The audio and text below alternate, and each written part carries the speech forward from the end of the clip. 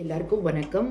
இன்னைக்கு நீங்கள் பார்த்தீங்கன்னா இந்த பெசன்ட் நகர் பீச்சில் இந்த பெரிய பெரிய பணக்காரங்கள்லாம் ரொம்ப ஸ்ட்ரெஸ்ஸுனால, மன அழுத்தத்தினால என்ன செய்கிறாங்கன்னா, ஆஹான்னு சிரிச்சுக்கிட்டே போகிறாங்க. அதை என்னன்னு சொல்கிறாங்கன்னா, லாஃபிங் தெரப்பி.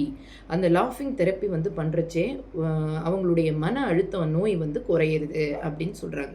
ஆனால் சிரிப்புங்கிறது உண்மையிலே ரொம்ப நல்லதா? ரொம்ப ரொம்ப நல்லது. நீங்கள் எவ்வளோக்கு சிரிக்கிறீங்களோ அவ்வளோக்கு உங்கள் ஃபேஸ் இளமையாக இருக்கும்.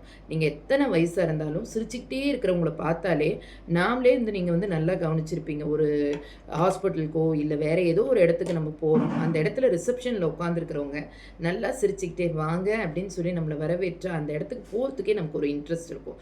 அதே மாதிரி தான் வீட்லேயும் மனைவியானவர்கள் என்ன செய்யணுமா, கணவன் வெளியிலேருந்து வந்தோன்னே மூஞ்சி அப்படியே சிறுசிடுன்னு வச்சுக்காம அன்பாக வாங்கன்னு சொல்லி, என்ன பிரச்சனைகள் எல்லாருடைய வாழ்க்கையிலுமே பிரச்சனைகள் உண்டு. ஆனால் அதை வந்தோடனே காட்டாமல் அவங்களுக்கு அன்பாக நமக்கு இது பண்ணுறச்சே என்ன ஆகும் அப்படின்னாக்க, அவங்களே கண்டிப்பாக நம்ம என்ன கேட்குறோமோ அதை கண்டிப்பாக செய்வாங்க. இதில் எந்த மாற்று கருத்துமே கிடையாது.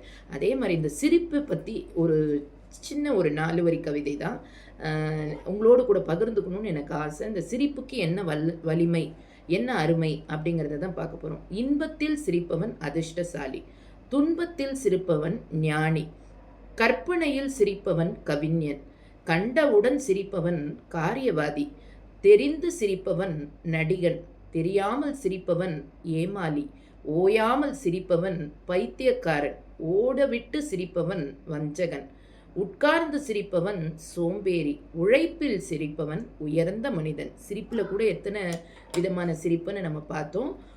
Thank you so much. மறக்காமல் என்ன பண்ணிவிடுங்க, நீங்களும் நல்லா சிரித்து நல்ல சந்தோஷமாக இருங்க.